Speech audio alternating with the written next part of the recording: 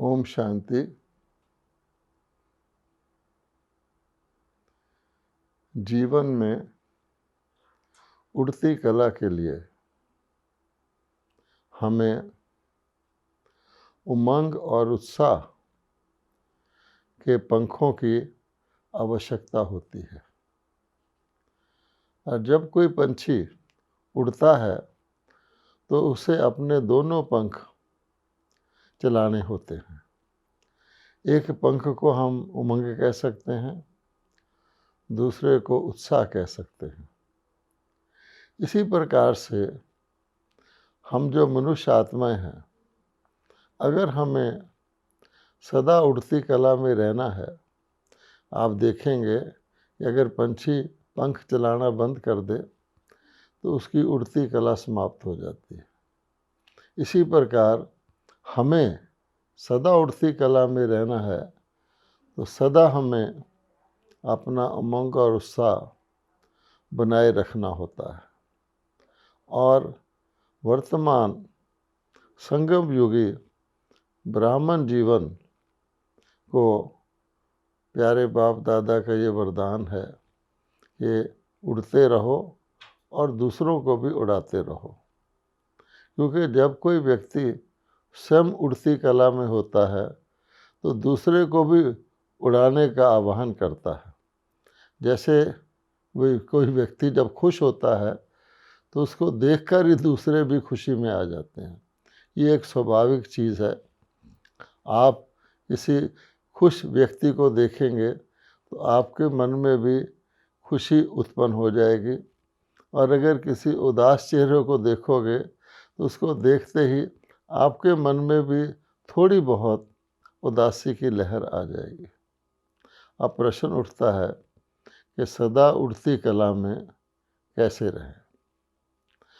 इसके लिए हमें बहुत सी बातें प्यारे बाप दादा ने बताई हैं, और उसमें एक बात ये भी है कि अगर हमें सदा उड़ती कला में रहना है तो हमें सदा खुश रहना है। अब आप देखेंगे कि खुशी और सुख में क्या अंतर है। इसके लिए हमको इस बात की सूक्ष्मता को भी मन में रखना होगा। सुख, हम सब जानते हैं कि जीवन का लक्ष्य ही है दुखों से निवृत्ति और सुखों की प्राप्ति। और सुख भी अल्पकालिक नहीं, क्योंकि अगर अल्पकालिक सुख है, उससे पहले सुख नहीं था और उसके बाद भी सुख नहीं होगा, तो फिर हमें उस सुख की पूरी अनुभूति नहीं होती। वह सुख एक प्रकार का क्षण भंगुर हो जाता है। इसलिए परमपिता परमात्मा जब दुख के कलयुग को समाप्त करते हैं और सुख के सतयुग की स्थापना करते हैं, तो फिर जैसे कलयुग में किसी न किसी प्रकार का दुख हर एक व्यक्ति को लगा रहता है, उसी प्रकार से सतयुग में हर व्यक्ति हर प्रकार से सदा सुखी रहता है।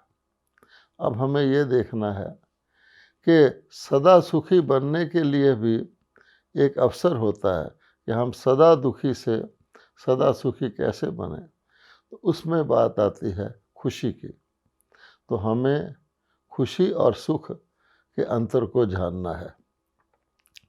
सुख में व्यक्ति को दुख का पता भी नहीं रहता कि दुख क्या चीज़ होती है। सतयुगी सुख की दुनिया में उनकी डिक्शनरी में एक प्रकार से दुख का नामो निशान भी नहीं रहता।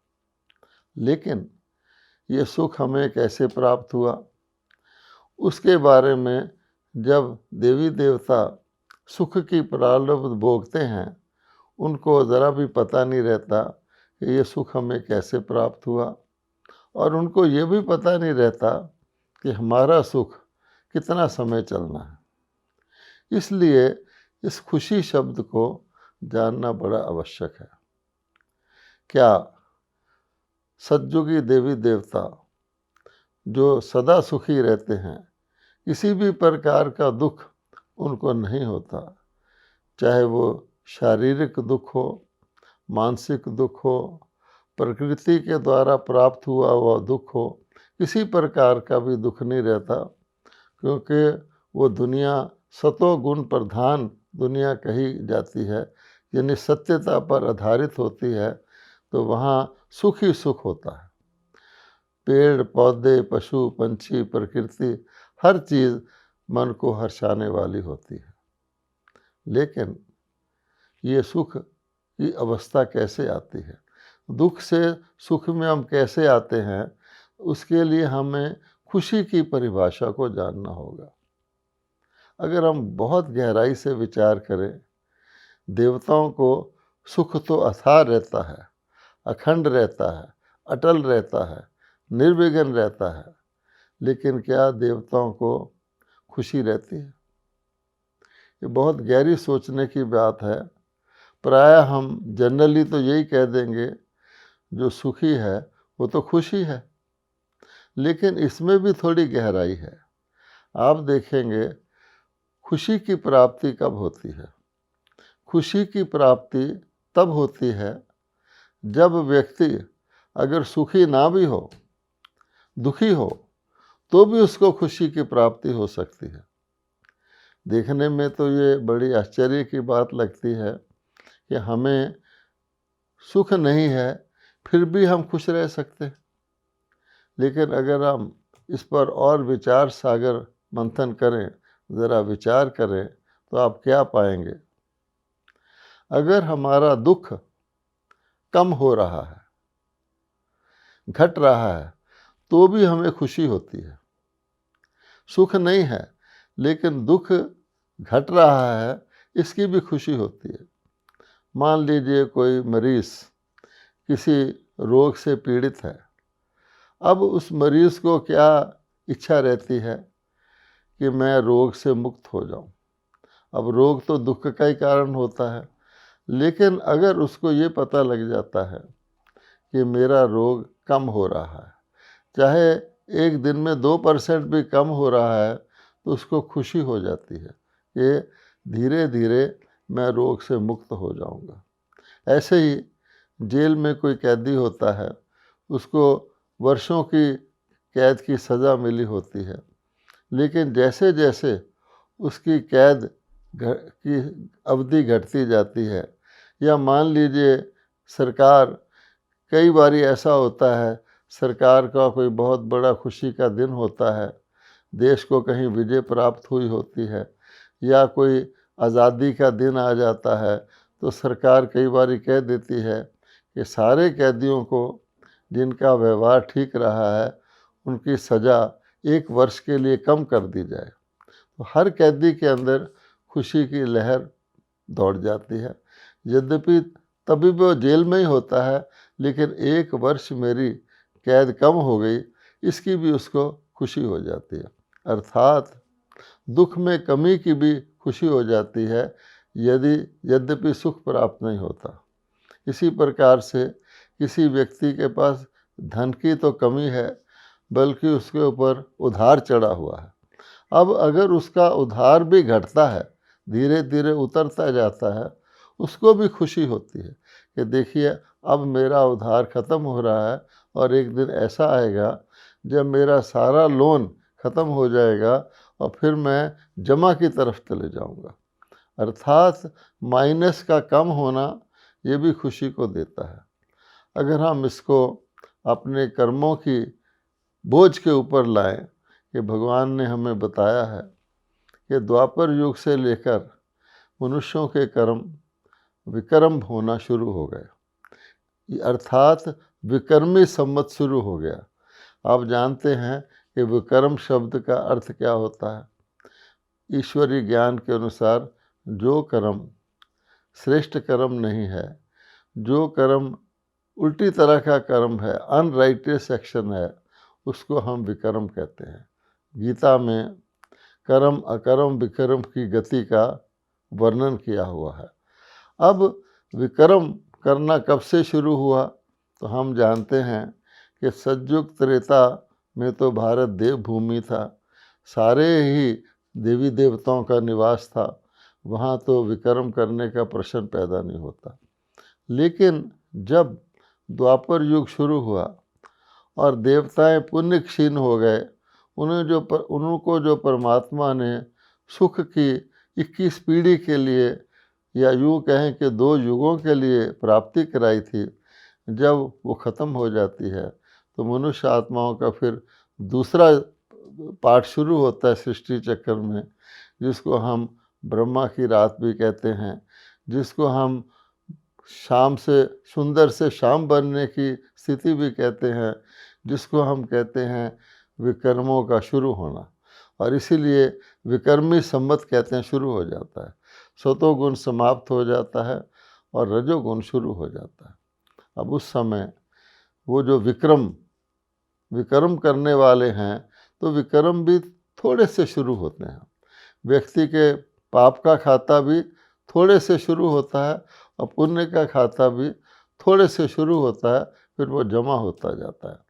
अब द्वापर से लेकर पूरा द्वापर युग 1250 वर्ष, फिर पूरा कलयुग 1250 वर्ष, अर्थात लगभग 2500 वर्ष के 2 युगों के विकर्मों का बोझ मनुष्य आत्मा पर रहता है।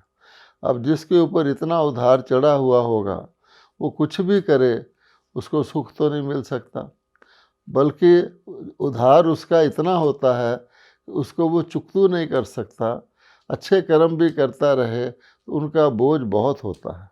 यानी हर जन्म में, जिसको हम कहते हैं द्वापर से कलयुग तक हम आते हैं, तो गिरती कला कही जाती है। हम जितना कर्म करते हैं, अर्थात जितना उधार को चुकतू करने की कोशिश करते हैं, उससे ज़्यादा उधार हमारे ऊपर चढ़ता रहता है। जैसे कहा जाए कि किसी की जितनी तनख्वाह है या जितनी उसकी आमदनी है, उससे ज़्यादा उसका खर्चा होता जाए थोड़ा थोड़ा भी, तो बोझ खर्चे का ज़्यादा हो जाता है। इसीलिए भगवान कहते हैं कि मनुष्य आत्मा पर कलयुग के अंत में इतना बोझ चढ़ जाता है कि वो उससे दुखी हो जाते हैं। हर प्रकार की कोशिश करने पर, जैसे पंछी धरती पर कितना भी फुड़फुड़ाए लेकिन उड़ नहीं सकता है। पिंजरे के पंछी के लिए कहते हैं ना, बहुत वर्ष तक अगर कोई पंछी पिंजरे में रहता है, उसका पिंजरा खोल भी दिया जाए तो बाहर निकल कर भी वो उड़ नहीं सकता है। इसी प्रकार से जो उमंग और उत्साह उड़ने के लिए चाहिए, जो खुशी आत्मा को आकाश में ले जाती है, वो गायब रहती है। इसलिए उसकी जगह आलस्य और अलबेलापन आ जाता है। आलस्य और अलबेलापन इसलिए आता है कि हम कमाई नहीं कर रहे, हम किसी चीज़ को जीत नहीं रहे, जो कुछ हम करना चाहते हैं उसको हम कर नहीं पा रहे। हम कहते हैं मैं ये करना तो चाहता हूँ लेकिन मैं कर नहीं सकता। हर व्यक्ति अच्छा बनना चाहता है, लेकिन कलयुग में हर व्यक्ति क्या कहता है कि मैं अच्छा बनना तो चाहता हूँ लेकिन बन नहीं पाता हूँ, मैं जो कुछ चाहता हूँ वो हो नहीं पाता है। या फिर हम ये कहते हैं मैं जो कुछ नहीं करना चाहता था वो भी हो जाता है। अर्थात हम अपने आप को विवश महसूस करते हैं। इसलिए खुशी तो छोड़िए, गिरती कला आती जाती है, हमारा विकर्मों का बोझ चढ़ता जाता है। और जब इतना चढ़ जाता है कि हम अपने आप को बिल्कुल विवश महसूस करते हैं, कि कई प्रकार के प्रयत्न करते हैं, फिर भी वो बोझ उतरता नहीं, जैसे हम बंधन में अपने आप को महसूस करते हैं। भगवान कहते हैं कि परमपिता परमात्मा, कि मैं अपनी संतान की ये हालत नहीं देख सकता, इसलिए अपने परम धाम को छोड़कर परमात्मा अपने बच्चों की खातिर इस धरती पर अवतरित होते हैं और हमें स्मृति दिलाते हैं, हमें ज्ञान देते हैं कि तुम क्या थे और किस कारण से तुम इस स्थिति पर आ गए हो। ना केवल इतना, बल्कि परमात्मा हमको विधि बताते हैं कि आत्मा कमज़ोर हो गई है, उसके पर काम नहीं कर रहे हैं, तो इसलिए भगवान कहते हैं कि मैं तुमको विधि बताता हूँ आत्मा को सशक्त करने की, सारे विकर्मों के बोझ को भस्म करने की, जो भगवान ने भगवत गीता के 18वां अध्याय में लिखा हुआ उसका यादगार, अपने मन को मेरे साथ लगाओ और अन्य सभी पर तरफ से बुद्धि हटा लो, सर्वधर्मान परित्यज माम एकम शरणम व्रज, या मन मना भव मध्याजी भव। तो भगवान कहते हैं मैं तुम्हारी आत्मा को सशक्त करूँगा। इसी को योग कहा जाता है, आत्मा का परमात्मा से योग या उनकी स्नेह युक्त याद, जिससे भगवान का ये वायदा है कि मैं तुम्हारे सभी पापों को भस्म कर दूंगा।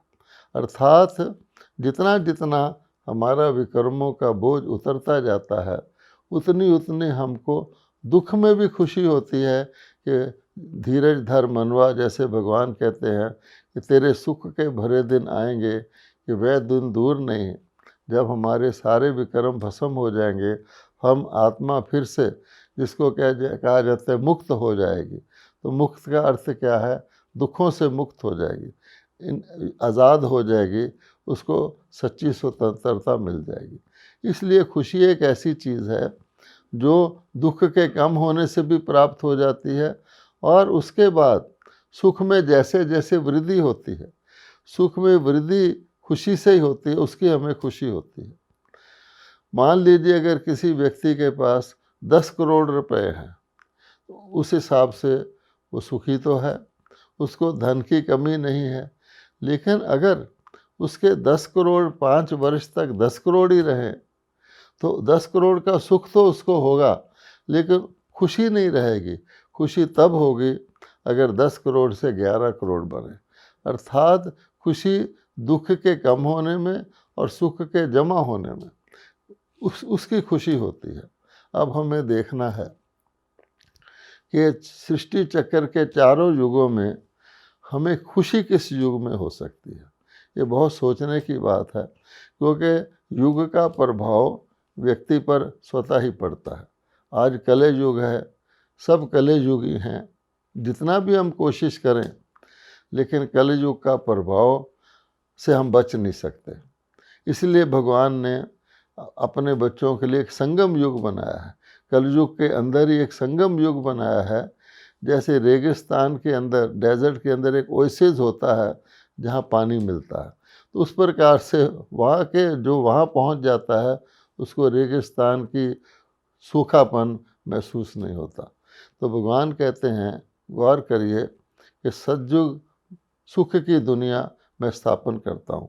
हमेशा कहा जाता है स्वर्ग में सुख होता है, ये किसी ने नहीं कहा स्वर्ग में खुशी होती है, क्योंकि वो जो सुख होता है टॉप का, धीरे धीरे वो सुख घटना शुरू हो जाता है। सतयुग की आज से लेकर सतयुग के अंत तक और त्रेता युग की बिगिनिंग तक आप देखेंगे कि वो जो सूर्यवंशी देवी देवता कहलाते थे, वो उनकी 2 कलाएं कम हो जाती हैं। जो 16 कलाएं थी उससे 14 हो जाती हैं, इसलिए वो फिर चंद्रवंशी कहलाने लग जाते हैं। त्रेता युग को सिल्वर एज कहा जाता है, सतयुग को गोल्डन एज कहा जाता है। और आगे चलें तो जैसे हम बता रहे थे कि द्वापर युग से विक्रम होने शुरू हो जाते हैं, त्रेता के अंत तक दुख का नाम निशान नहीं होता, लेकिन सुख घटता जाता है। अब द्वापर में आकर के दुख शुरू हो जाता है, ज़रा सा दुख होता है, पता भी नहीं लगता। आज आप देखिए कि हर चीज़ बहुत शनय शनय होती है, पता भी नहीं लगता कि हम सतयुग से त्रेता में कब आ गए, कैसे आ गए, त्रेता से द्वापर में कब आ गए। उदाहरण के तौर पर आज हम और आप कल से एक दिन पुराने हो चुके हैं। जो हम कल से उससे आज एक दिन पुराने हो चुके हैं, लेकिन महसूस नहीं होता, थोड़ा सा समय का अंतर होता है, लेकिन ये फैक्ट है कि हम एक दिन पुराने हो चुके हैं। इस प्रकार बिल्कुल धीमी गति से हमारा सुख खत्म होता है, फिर धीमी गति से हमारा दुख शुरू होता है। तो सतयुग और त्रेता में सुख रहा, द्वापर से दुख शुरू होता है, द्वापर से कलयुग तक दुख रहा। खुशी कहाँ होगी? इसलिए भगवान कहते हैं कि कलयुग का अंत और सतयुग की आद का जो संगम है, जिसका शास्त्रों में भी गायन है, जिसको कल्याणकारी पुरुषोत्तम युग कहा गया है, जिसको कहा गया है कि चढ़ती कला का युग कहा गया है, जिसमें उन्नति की ओर जाते हैं, वो संगम का युग है। और वर्तमान समय परमात्मा जब अवतरित होते हैं तभी संगम युग शुरू होता है, अर्थात दुख कम होता जाता है और फिर सुख में वृद्धि होती जाती है।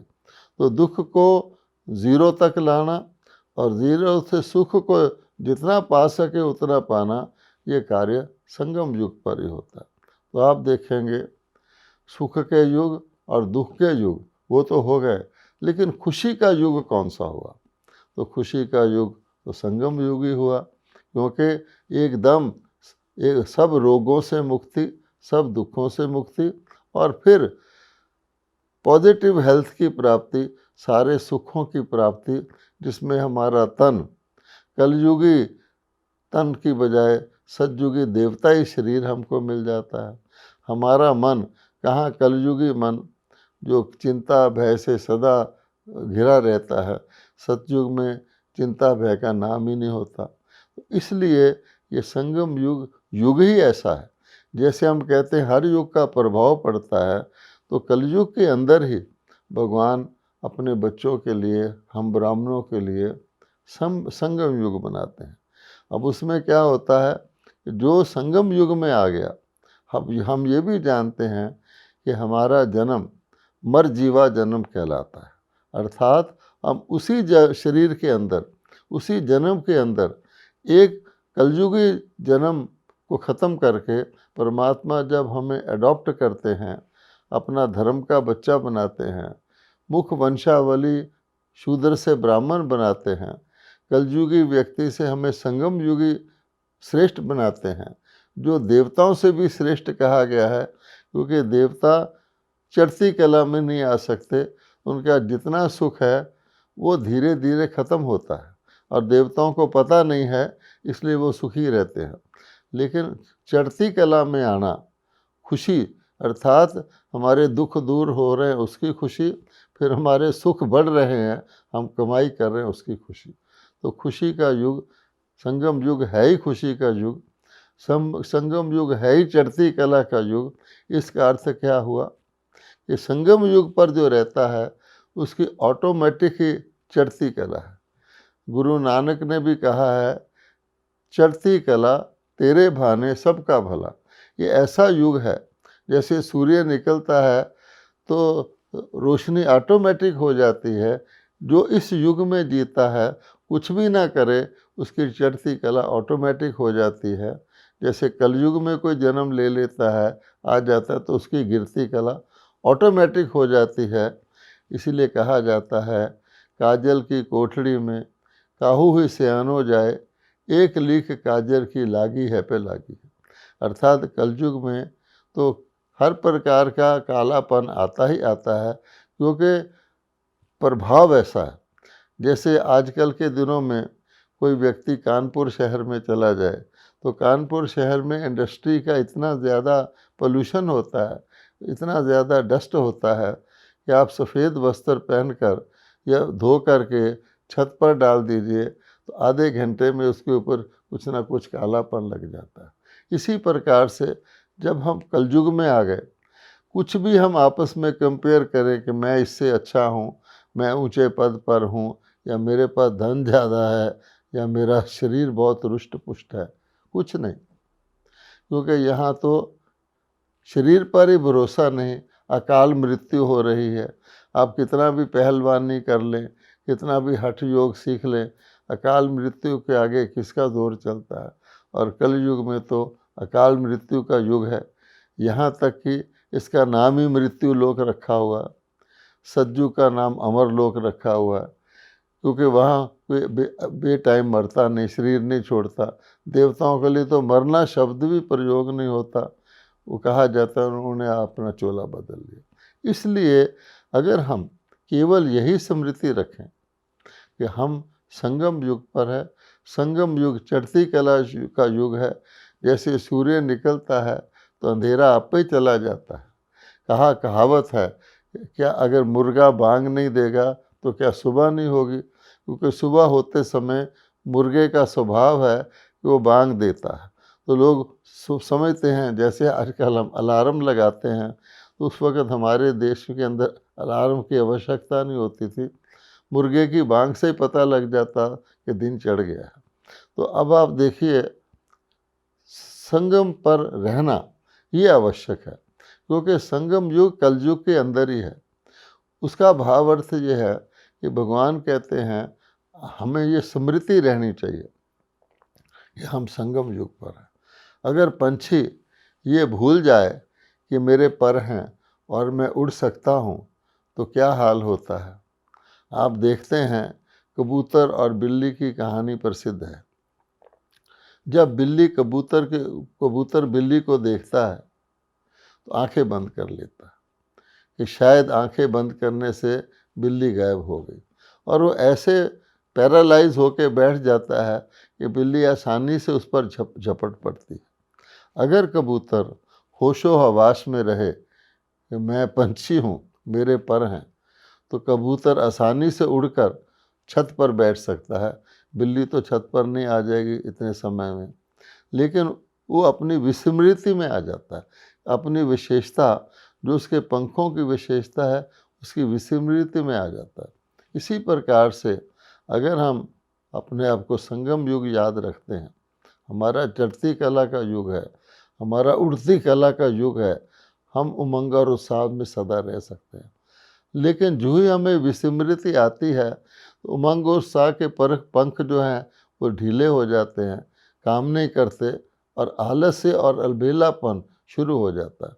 अर्थात माया को मौका मिल जाता है, कमज़ोरियों को मौका मिल जाता है, कमज़ोरियों की स्मृति आ जाती है, तो आत्मा सचमुच अपने आप को कमज़ोर महसूस करती है। तो सारा मामला स्मृति और विस्मृति का है। मान लीजिए कोई व्यक्ति अपना खून टेस्ट कराता है, व्यक्ति वही है, खून टेस्ट कराता है, और डॉक्टर कहता है, अरे तुम्हारा खून तो, मैं रोज़ लोगों का खून टेस्ट करता हूँ, सारे शहर में सबसे प्योर खून अगर मैंने देखा है तो तुम्हारा खून देखा है। अब उस व्यक्ति को जब टेस्ट की रिपोर्ट आती है, आप देखिए उसकी चाल ढाल में फ़र्क पड़ जाता है, उसका मन खुशी से प्रफुल्लित हो जाता है, वो चलता नहीं बल्कि नाचता है, और उड़ने जैसी हल्केपन की महसूसता आ जाती है, केवल ये जानकर कि मेरा खून सारे नगर में सबसे प्योर है। इसके विपरीत यदि डॉक्टर उसको ये कह दे कि भाई टेस्ट ये बता रहा है कि तुम्हारे खून में तो कुछ खराबी है और इससे कोई बहुत बड़ी रोग की संभावना है, तो वही व्यक्ति जो 1 मिनट पहले नॉर्मल था, उसके पैर भारी हो जाते हैं, उसका सारा बोझ बुद्धि पर चढ़ जाता है, वो चल नहीं पाता है। उसके मन में ये आ जाता है, मेरे खून में तो ऐसी चीज़ है जिससे बहुत भयंकर रोग की संभावना है। तो स्मृति की बात हुई ना। इसी प्रकार से जब परमात्मा हमको कहते हैं कि देखो बच्चे, सारी दुनिया की आत्माएं तमो प्रधान हैं, सारी दुनिया की आत्माएं विकारी हैं, सारी दुनिया की आत्माएं कलयुगी हैं, ये तो कोई डिनाई नहीं कर सकता। अब कलयुगी आत्माओं में मैंने तुम्हें सिलेक्ट किया है कि तुम वो आत्मा हो जो कभी सतयुग में देवता थे। हम जानते हैं कि सतयुग में जितनी आत्माएं कलयुग में हैं, सारी सतयुग में नहीं थी। कलयुग से कम आत्माएं द्वापर में थी, द्वापर से कम आत्माएं त्रेता में थी, और सतयुग की आद में तो जैसे प्रसिद्ध है केवल 9 लाख आत्माएं थी। 9 लाख तारे भी कहे जाते हैं, 9 लखा हार भी प्रसिद्ध है। अर्थात धरती पर उतरने वाली आत्माओं की संख्या या कलयुग के विनाश के बाद बचने वाली आत्माओं की संख्या जो देवता बनते हैं 9 लाख थी। अरे तुम तो 9 लाख में हो, 9 लाख नहीं तो कम से कम 33 करोड़ देवता कहे जाते हैं त्रेता, उसमें से तो तुम हो। ये अर्थात तुम्हारी आत्मा आज की सभी आत्माओं में सबसे प्योर थी, और फिर तुम प्योर बन सकते हो।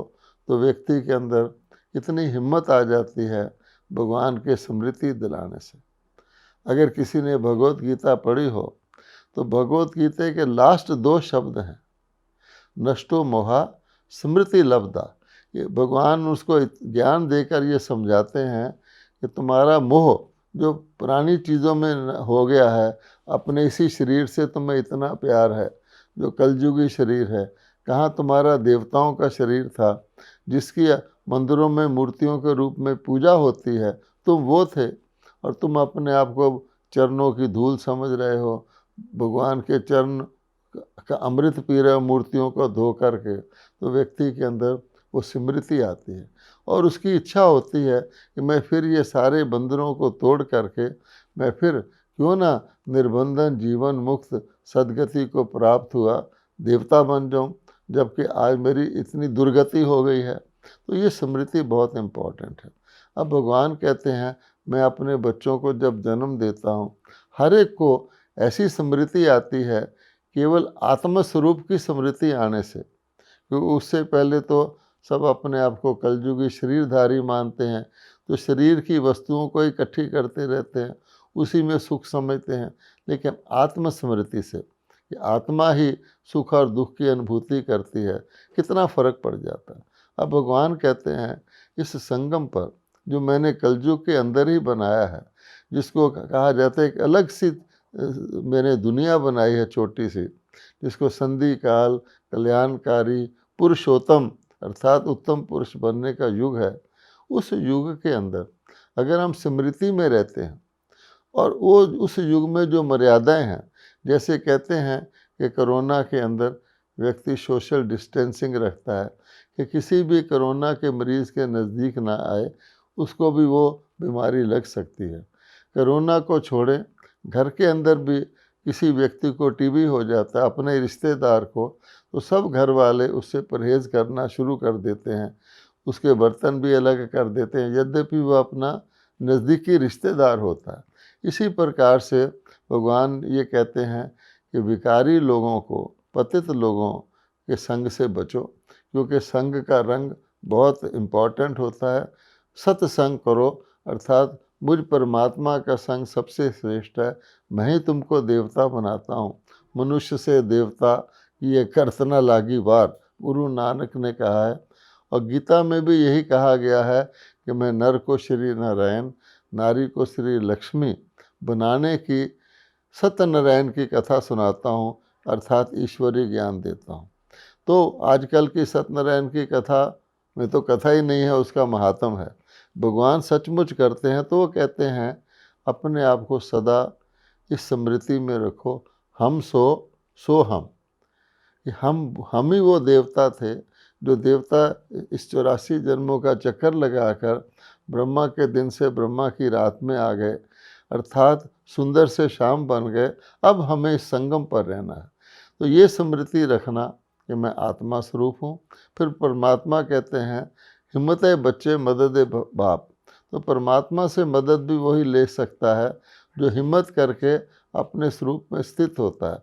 अर्थात किसी व्यक्ति को किसी से नंबर भी मिलाना हो, बात करनी हो, तो उसका फ़ोन नंबर एक्यूरेट होना चाहिए। ऐसे ही परमात्मा से शांति सुख शक्ति लेने के लिए हमारा कनेक्शन आत्मा के रूप में उनसे एक्यूरेट होना चाहिए। इसलिए परमात्मा कहते हैं अपने आप को सदा आत्मा मानो, आत्मा ही शरीर को चला रही है, जो सत्य ज्ञान है। तब भगवान कहते हैं उस स्थिति में अगर रहोगे, और संगम भी चढ़ती कला का युग है, जैसे कोई बटन दबाता है लिफ्ट का ऊपर जाने का, ऑटोमेटिकली लिफ्ट ऊपर चली जाती है। गलती से वो नीचे जाने का बटन दबा दे तो नीचे चलना शुरू हो जाती है। पतंग में भी आप देखते हैं, पतंग आप उड़ाते हैं, अगर उसका नोक जो है ऊपर की तरफ होती है तो ऊपर की तरफ चढ़ती जाती है। ज़रा सी नोक राइट तरफ चली जाए उस तरफ जाना शुरू कर देती है, अगर कहीं नीचे की तरफ चली जाए तो नीचे जाना शुरू कर देती है। इसी प्रकार से हम सदा अपने आप को संगम युग पर रख समझें, चढ़ती कला का युग है, और परमपिता परमात्मा को याद रखें और कभी भी वापस कलयुग में ना आए। जैसे होता है ना कि बस के अंदर कोई जा रहा होता है तो कहते हैं अपने बाजू अंदर रखना, तो कई लोग कहते हैं अंदर ना रखेंगे तो क्या होता है, तो फिर क्या होता है, किसी न किसी स्थान पर जाकर उनका बाजू ही कट जाता है। तब वो सोचते हैं ये नुकसान मेरा हुआ क्योंकि मैंने बाजू बाहर निकाला। मछली के लिए भी कहते हैं कि पानी के अंदर वो कंफर्टेबल रहती है, ज़रा सा मछली को पानी से निकाल दो, तड़पने लग जाती, मरी जाती है। इसलिए कहा जाता है जल बिल मीन। इसी प्रकार से भगवान कहते हैं इस नरक की कीचड़ वाली दुनिया है, इसमें मैंने आपको कमल फूल जैसा जीवन दिया है न्यारा रहने का। अगर हम गलती से हमारी चढ़ती कला, हमारी खुशी कम कैसे होती है, गलती से कभी ना कभी ऐसी हम विस्मृति में आ जाते हैं, तो वापस कलयुगी दुनिया में आ जाते हैं, जिसको हम कहते हैं कि लौकिक बन जाते हैं। भगवान ने हमें परलोक ले जाने के लिए अलौकिक बनाया है, अर्थात इस दुनिया में रहते हुए भी न्यारे और भगवान के प्यारे बनाया है। अगर हम उस स्थिति में रहेंगे तो सदा खुश रहेंगे, सदा हमारी चढ़ती कला रहेगी।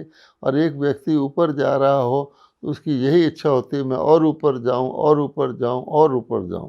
एक व्यक्ति की कमाई हो रही हो तो उसकी ये इच्छा रहती है मेरी कमाई और बढ़े और बढ़े। अगर किसी का कोई ग्राहक ही ना आए तो वो वासी लेने लग जाता है। तो वास्तव में जिसको हम आलस्य कहते हैं, कमाई की कमी के कारण होता है। इसलिए भगवान कहते हैं पूरा पूरा मेरी श्रीमत पर चलो। तो इस मार्ग से सहज मार्ग, ईश्वरीय मार्ग से सहज मार्ग जीवन जीने का है ही नहीं। इसलिए भगवान ने इसको सहज ज्ञान और सहज योग कहा है। तो एक ही बात आती है, स्मृति और विस्मृति। स्मृति का स्विच ऑन करेंगे तो उठती कला में जाएंगे, और विस्मृति का स्विच ऑन हो गया, देह भान में आ गए तो गिरती कला में आएंगे। ओम शांति।